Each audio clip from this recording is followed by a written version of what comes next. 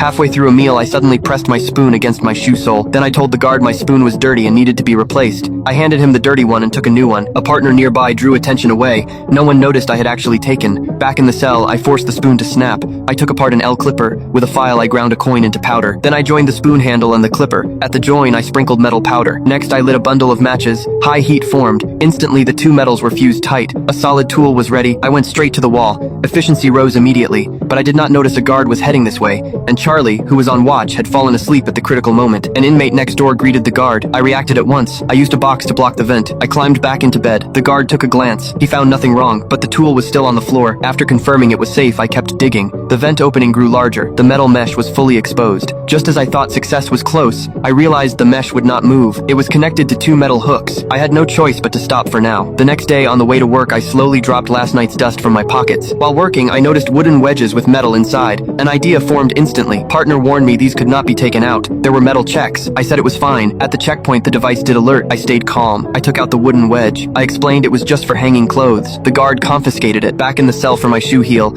I calmly took out another wooden wedge. I pressed it against the mesh and kicked hard. The mesh loosened. Soon it came off. I leaned in to look. The passage led straight to the top of the cell. To get in, the opening still needed to be bigger, but breaking the wall was too obvious. Patrols were frequent. It would be seen at once that I was prepared. I soaked torn newspapers in water. I mashed them with wall dust and kneaded a thick paste. Soon I shaped a square bars. Then I asked a partner for paint and brushes. A few strokes later, a realistic vent cover was done. Next, I took out a prepared head shape. I painted a skin color. Everything was in place. I slipped into the passage and closed the fake vent behind me. Along the pipe, I carefully climbed upward. At that moment, a guard walked toward my cell. The lookout next door shook with nerves. The guard looked once and saw nothing wrong. Meanwhile, I had already reached the top. I looked up and froze. There was only one exhaust outlet. It was blocked by iron bars and it was too high. I could not reach it. Before I found the solution, inspection started again. The guard bent down to pick up his baton. By accident, he glanced at my bed. The hair did not look quite right. He reached out and touched it.